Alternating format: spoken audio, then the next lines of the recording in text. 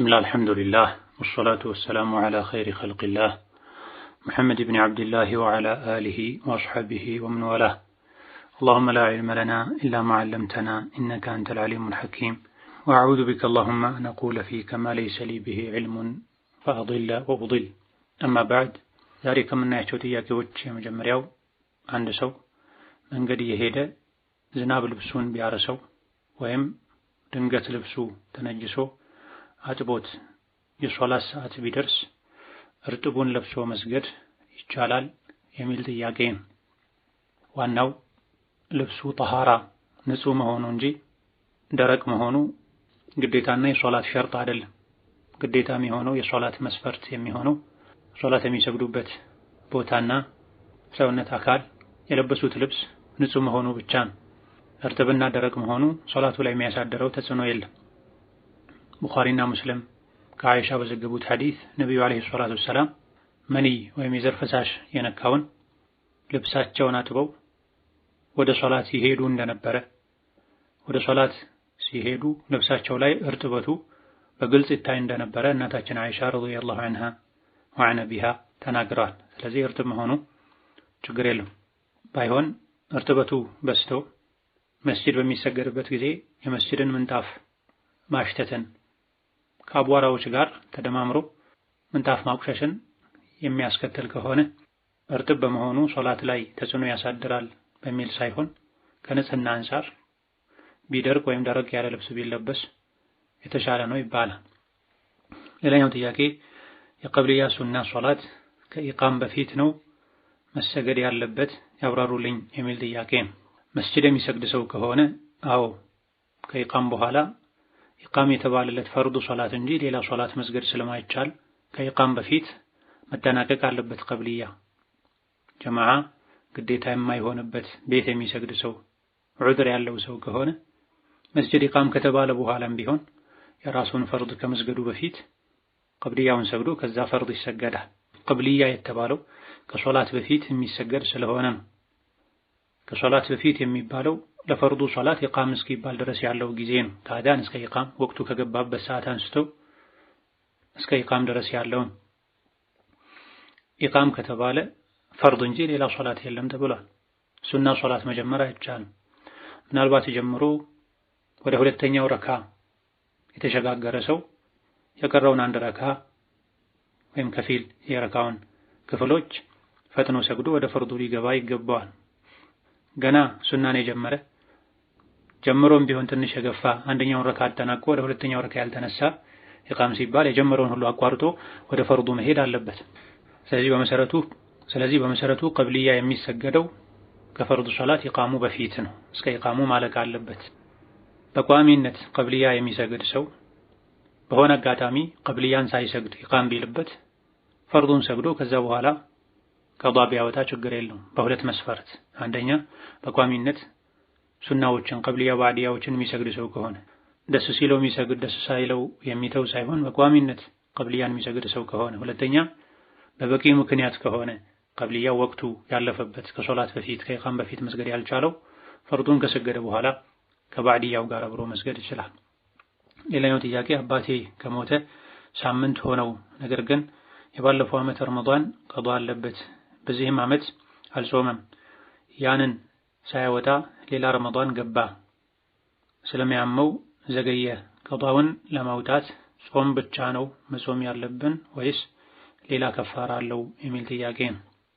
ረመዳንን በወቅቱ መጾም ካልቻለ ከዛ በኋላ ድኖ መጾም የሚችልበት ጊዜያት አልፈው ሳይጾም ቀጣይ ረመዳን ከገባ ያለፈውን የመጀመሪያውን ረመዳን እናንተ ወራሾቹ ቤተሰቦቹ መጾም ትችላላችሁ። ተከፋፍላችሁም ይሁን በአንድ ሰው፣ ካልሆነ ደግሞ ለእያንዳንዱ ቀን መመገብ ትችላላችሁ። የሁለተኛውን ረመዳን በተመለከተ ሁለተኛው ረመዳን ላይ ታሞ ሳይድን በዛው ህመም ከሆነ ድኖ መጾም የሚችልበት ጊዜ ሳያገኝ በዛው ህመም ከሆነ የሞተው ምንም የለበትም፣ ምንም የለባቸውም። ሁለተኛው ረመዳን ላይ ታሞ ቢሆንም ድኖ መጾም የሚችልበት ጊዜ ከማለፉ ጋር ሳይጾም ከሆነ እንደገና ታሞ የሞተው ይሄኔ ልክ እንደ መጀመሪያው ወይም ማብላት ወይም መጾም ይቻላል። ለእያንዳንዱ ቀን አንዳንድ ምስኪን አጥግቦ ማብላት ምሳ ወይም እራት። ረመዳን ላይ ታሞ ነበረ ሳይድን በዛው ሞተ። የሁለተኛው ረመዳን ምንም አይኖርበትም።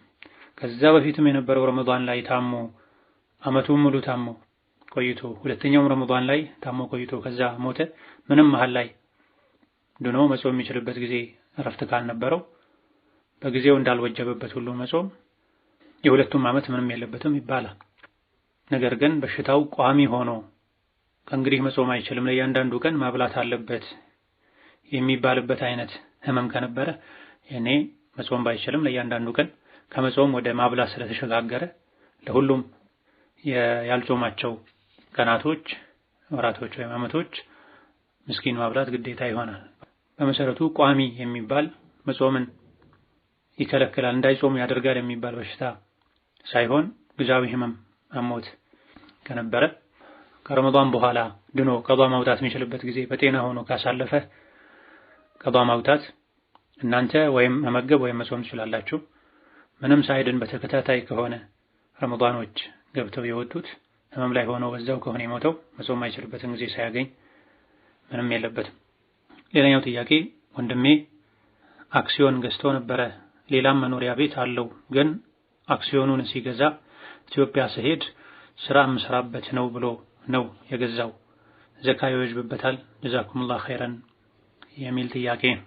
መኖሪያ ቤቱ ለመኖሪያ ተብሎ ከሆነ የተገዛው ዘካ አይኖርበትም።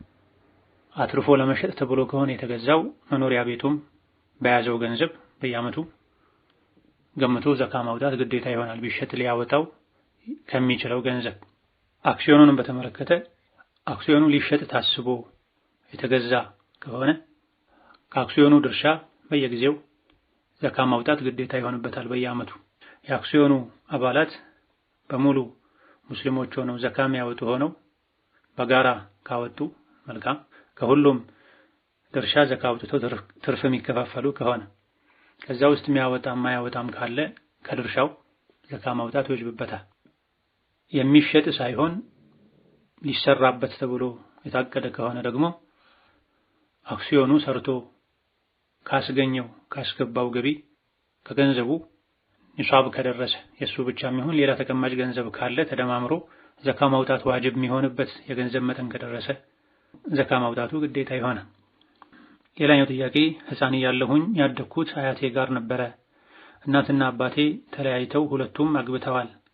ነገር ግን አያቴ ስትሞት በሰባት ወይም ግልጽ ያልሆነ ቃል አለ መሃል ላይ አያቴ ስትሞት በጣም ችግር ላይ ወደቅኩ። ከአክስቴ ሱቅ ብር ያነሳሁ መውሰድ ጀመርኩ። ሲርበኝ ወስድ ነበረ። አሁን ገንዘቡን መመለስ አለብኝ፣ ምን ማድረግ አለብኝ የሚል ጥያቄ ነው። የሚገባው በመጀመሪያ ደረጃ ችግር ላይ እንዳሉ በመንገር ችግሩን እነሱ ቤተሰቦች፣ አክስት፣ ዘመዶች እንዲፈቱ ማድረግ ነበር የሚገባው። እነሱ ችግሩን ካልፈቱ ሌላ አማራጭም ከሌለ ወጥቶ ሰርቶ መብላት ካልተቻለ ከሌላ ዘመድ ወገን እርዳታ ማግኘት ካልተቻለ ረሃብን መከላከል የሚችሉበትን ያክል ወስዶ መብላት ይቻላል። ነፍስን ከሞት አካልን ከጉዳት መታደግ የሚችሉበትን ያክል ጠግቦ መብላት፣ አማርጦ መብላት፣ ገንዘብ የወሰዱ ማስቀመጥ፣ ሌላ አማራጭ ያለ መውሰድ ይሄ ሁሉ አይቻልም። ሌላ ዘመድ ጋር በመሆን ወጥቶ በመስራት ወዘተ በምንም መልኩ ህይወትን ማስቀጠል ረሃብን ማስታገስ ካልተቻለ ቀድሞ እነሱን አለመጠየቁ ስህተት ነው ብለናል። ወይም ተጠይቀው የከለከሉ ከሆነ ይሄኔ ህይወትን ለመታደግ የሚያስችለውን ያክል መጠቀም ይቻላል። የተራበ ሰው የሞተን የበከተን ቀምሶ ህይወቱን ማስቀጠል እንደተፈቀደ ሁሉ ማለት ነው። አላህ ተባረከ ወተዓላ በመሰረቱ ሳይታረድ የሞተን የበከተን መብላትን ከልክሏል። ቁል ላ አጅዱ ፊማ ኡሒየ ኢለየ ሙሐረመን ዐላ ጣዒሚን የጥዕሙሁ ኢላ አን የኩነ መይተተን።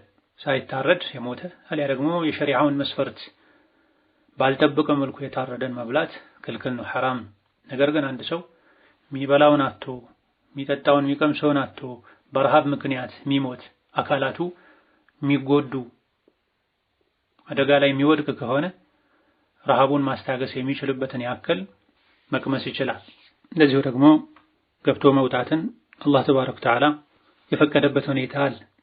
ሱረቱ ኑር የተለያዩ ህግጋቶች ሲብራሩ ለይሰ ዐለል አዕማ ሐረጁን ወላ ዐለል አዕረጅ ሐረጁን ወላ ዐለል መሪድ ሐረጁን ወላ ዐላ አንፉሲኩም አን ተእኩሉ ሚን ቡዩቲኩም አው ቡዩቲ አባኢኩም አው ቡዩቲ ኡመሃቲኩም እያለ ቤታቸው መግባት ከቤታቸው ምግብን አንስቶ መመገብ ችግር እንደሌለው አላህ ካሳወቀን ከፈቀደልን ሰዎች አንዱ አው ቡዩቲ አዕማሚኩም አው ቡዩቲ አዕማቲኩም የሚለውን አጎት ቤት አክስት ቤት ገብቶ መመገብ ተፈቅዷል። አዕማሚኩም አዕማቲኩም አኽዋሊኩም ኻላቲኩም ሁለቱም አይነት በአባትም በእናትም በኩል ያሉ አጎትና አክስቶች ተጠቅሰዋል። ቤታቸው ገብቶ አስፈላጊ ሆኖ ከተገኘ ሳያስፈቅዱም ቢሆን መሶብ ከፍቶ አስፈላጊ የሆነውን ያክል መብላት ከተፈቀደ ከሱቃቸው ከገንዘባቸው ወስዶ ረሃብን ለማስታገስ ያክል መጠቀሙ ችግር የለውም። ይሄ በሁሉም ሁኔታ ችግር የለውም ለማለት ሳይሆን ስም ሊያስተፋ ይችላል፣ ሊያስተረጥር ይችላል፣ ክብርን ሊነካ ይችላል። በቀጥታ ጠይቆ አስፈቅዶ በይፋ መመገብ ሌሎች አማራጮችን መፈለጉ በላጭ ነው። ከቤት ከመሶብ አንስቶ መብላትና ከሱቅ ከሂሳብ ወስዶ ብር መጠቀም በተወሰነ መልኩ ልዩነት ሊኖረው ይችላል። ከቤት ከመሶብ የሚበላው ለቤተሰብ ካበሰሉት ከቀረበው ነው። በጥሬ ገንዘብ ሲሆን ነገሩ ከዚህ ሊለይ ይችላል። የሆነ ሆኖ ይህ ያለፈ ጉዳይ ነው። እንደ ስርቆት ወንጀል አይቆጠርም።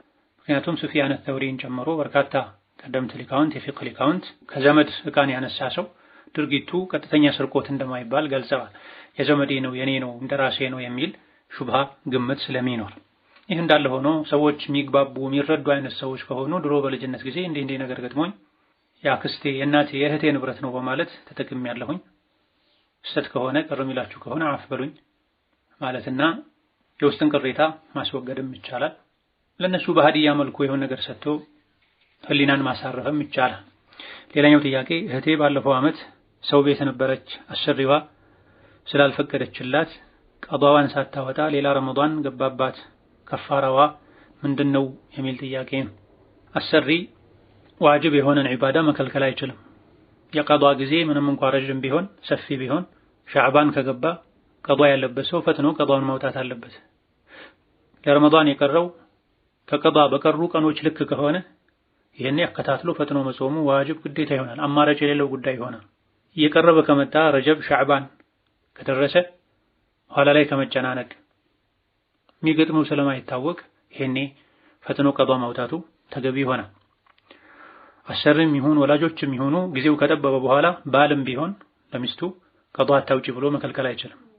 ጊዜው ሰፊ ከሆነ ቆይ ጠብቂ ሌላ ጊዜ ጾም ያለሽ ሊል ይችላል። ከጠበበና የፈርዱ የቀጣዩ ዋጅብ ጊዜ ፈርድ ጊዜ ከቀረበ ይሄኔ ማንም ሐቅ የለውም የመከልከል። ይሄ ስህተት ነው። ሰፊ የቀዷ ጊዜን ሌላ ጊዜ ጾም ያለሽ አሁን ስሪ ከተባለ እሺ ቢባል ያን ያክል ችግር የለውም ሊባል ይችላል። ጾሙ እስካልተጀመረ ድረስ በዕለቱ የተጀመረን ጾም ዋጅብን ጾም ማንም አሰሪ ፍታ ብሎ መፍታት አይቻልም። ነገር ግን ሌላ ጊዜ ጾም ያለሽ አሁን የበላሽ የጠጣሽ በጥራት ስራውን ስራ ቢሉ ከተስማሙ በምርጫ ችግር የለም። የሆነ ሆኖ ይሄ ስህተት ነው። ግዴታ የሚሆንባት አሁንም ቢሆን ተውበት ከማድረግ ጋር አላህን ይቅርታ ከመጠየቅ ጋር ያለባትን የጾም ቀን ቆጥራ ቀዷ ማውጣት ብቻ ነው።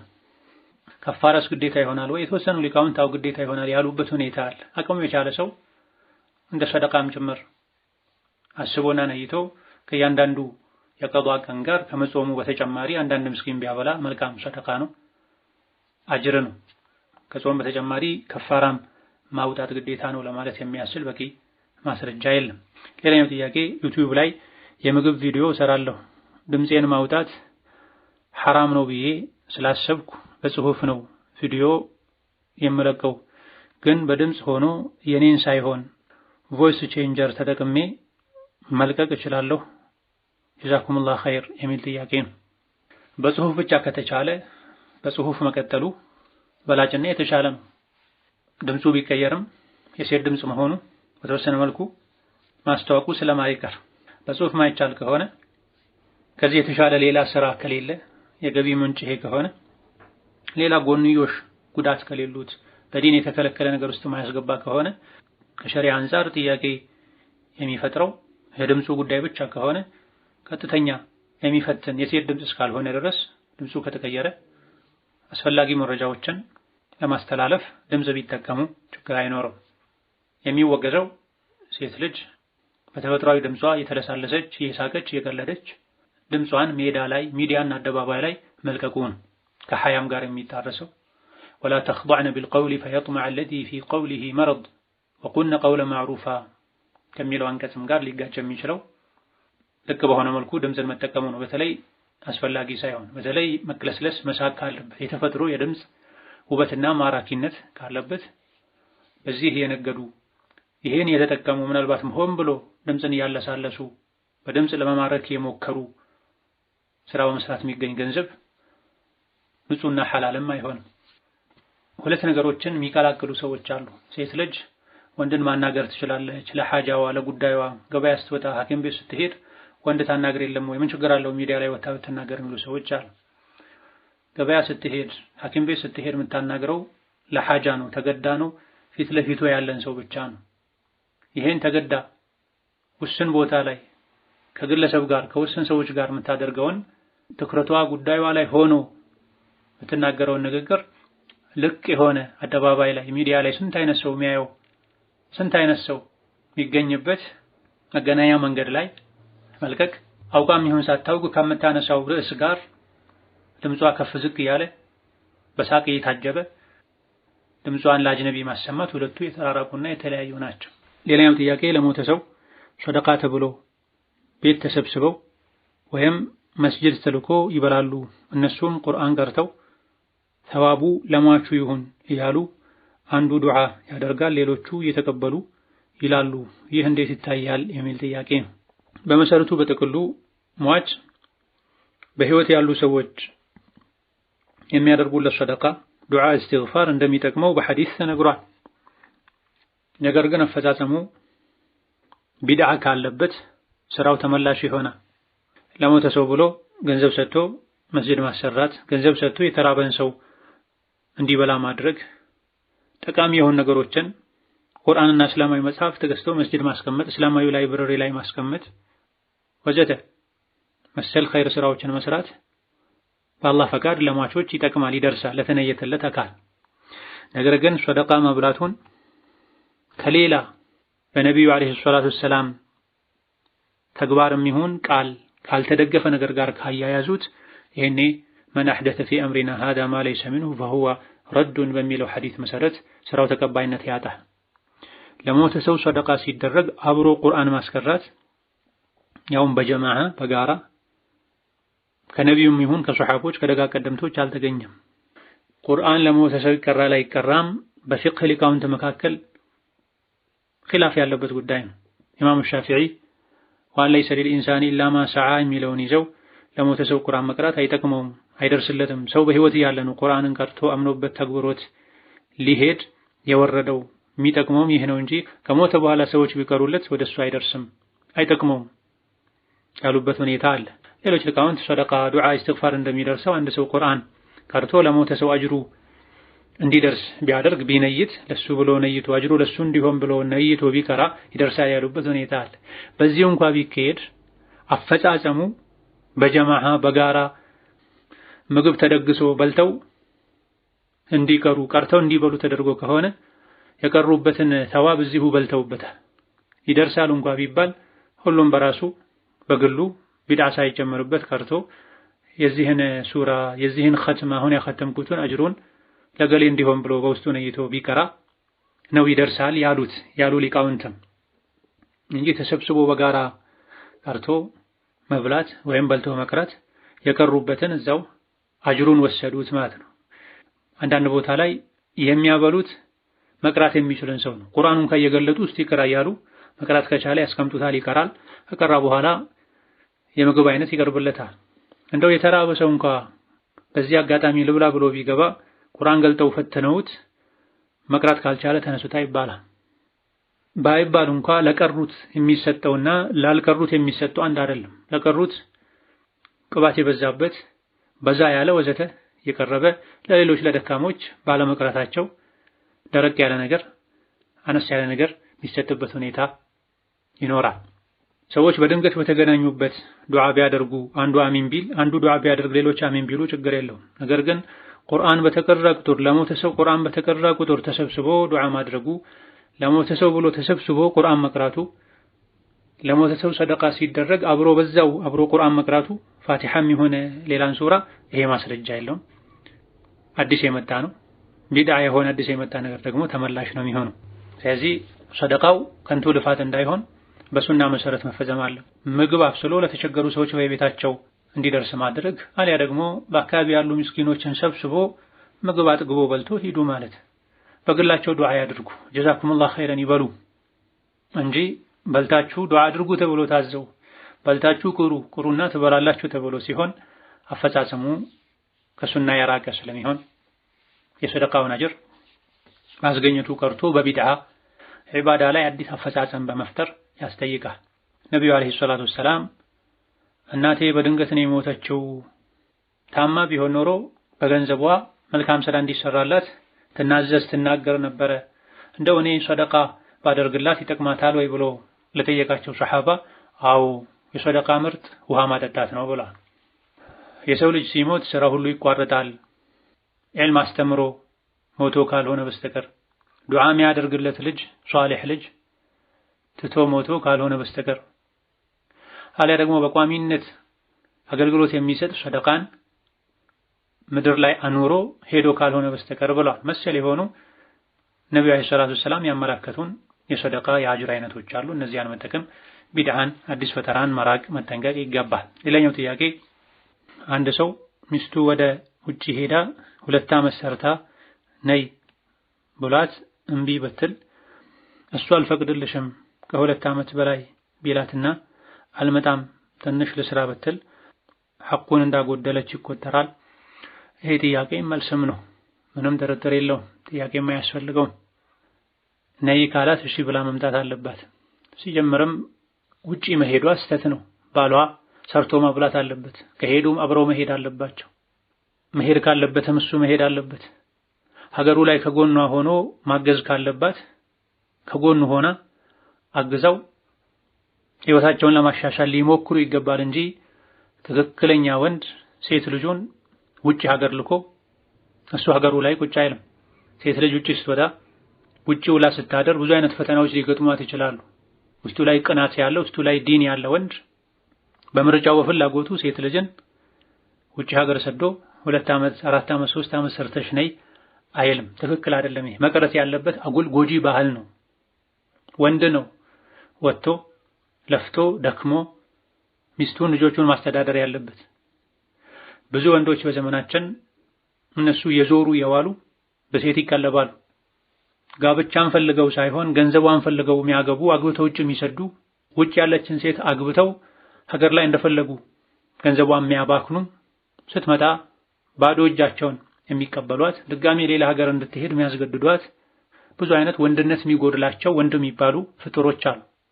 ነይ ካላት እሺ መርሐባ ብላ ቶሎ መምጣት አለባት፣ መመለስ አለባት። ላለፈው አላህን ይቅርታ ከመጠየቅ ጋር ሴት ልጅ ከቤቷ ውጪ ጅልባቧ እንዳታወልቅ ብለዋል ነብዩ አለይሂ ሰላቱ ወሰላም። አስተማማኝ ያልሆነ ቦታ ላይ ለማለት ነው። ሴት ልጅ ውጪ ሀገር ስትኖር አረብ ሀገርም ይሁን ዩሮፕ ፈረንጅ ሀገር ላይ ብዙ የሚገጥሟት ፈተናዎች አሉ። አላህን የማይፈራ ሰው ቤት ሊገጥማት ይችላል። ለዲናቸው በጣም ጥንቁቅ ካልሆኑ አላህን የሚፈሩ ካልሆኑ በስተቀር ክብራቸው ተነክቶ ዲንና ክብራቸውን በዲን ለውጠው የሚመለሱበት ሁኔታ ይኖራል። በሂደት የሚፈተኑ እጅ የሚሰጡ ይኖራሉ። በጣም ጥቂቶች ናቸው ጥብቅ ሆነው አላህን ፈርተው ሁሉን ነገር ተቋቁመው ገንዘባቸውንም ዲናቸውንም አብረው የሚያስኬዱ። እንዲህ አይነት ዲንን የሚጎዳን ነገር ማድረግ ከሙስሊም አይጠበቅም። የወንድ የትክክለኛ ወንድ ባህሪም ስራም አይደለም። ሴት ልጁን ፈቅዶ ወደ ውጪ የሚልክ አትስራ አትርዳ አይደለም። መሄድ ካለባቸው አብሮ ሄዱ። የሚሰሩት ስራ ሸሪዓ የሚፈቅደው ከሆነ የሚሄዱበት መንገድ ህጋዊና ሸሪዓ የሚፈቅደው ከሆነ ካልሆነ ሀገራቸው ላይ አብረው ጥረው ግረው ይኖሩ እንጂ ወንድ ሀገሩ ላይ ቁጭ ብሎ ሴት ልጅን ያለ ማህረም ያውም ውጭ ሀገር መስደድ መላክ ከማህረም ጋር እንኳን ብትሄድ ወስዷትም ጋር ቢመጣ ማን ቤት ነው የምታድረው? ምን አይነት ቤት ውስጥ ነው የምትኖረው? አላህን የማይፈራ አሰሪ፣ አላህን የማይፈሩ ያሰሪ ልጆች፣ ከቦታ ቦታ የሚያንቀሳቅሱ አላህን የማይፈሩ የታክሲ ሾፌሮች፣ ሴት ላይ ብዙ ጥቃት ያደርሳሉ። ብዙ የሰማናቸው የሚዘገንኑ ነገሮች ስላሉም ነው ይሄን የምለው እንጂ ውጭ ሄደው የሚሰሩ በሙሉ የሚልኩም ይሁን ሄደው የሚሰሩ በሙሉ ዲን የሌላቸው ናቸው፣ ለክብራቸው የማይጨነቁ ናቸው፣ ዲንና ክብራቸውን በገንዘብ የሚለውጡ ናቸው ለማለት አይደለም። ብዙ ግን የሚሰሙ ይሄን ለማለት የሚያስደፍሩ ብዙ ነገሮች አሉ። ሙስሊሞች አላህን ፍሩ፣ በሐላል ተብቃቁ። ለጊዜያዊ ደስታ ተብሎ ሸሪዓ መጣስ የለበትም። ለዱንያዊ ምቾት ተብሎ አኺራን ቀብርን ማበላሸት አግባብ አይደለም። የሆነ ሆኖ ነይ ብሎ ከጠየቀ መላኩ ወንጀል ቢሆንም እሺ ብሎ ማምጣት ግዴታ ነው። አይ ይሄን ያክል ጊዜ ሰርቼ እመጣለሁ ያለች ሴት ባሏን አምሳለች፣ ባሏን እምቢ ብላለች፣ ወንጀለኛ ትሆናለች እስክትወበት ባሏን እስክታስደስት ድረስ አላህ ይቆጣታል። ነዑዙ ቢላሂ ሚን ገضቢሂ ወአሊሚ ኢቃቢሂ ነስአሉላህ أن يغنينا بحلاله عن حرامه وبفضله وجوده عمن سواه إنه على كل شيء قدير وبالإجابة جدير والله تعالى أعلم. السلام عليكم ورحمة الله وبركاته.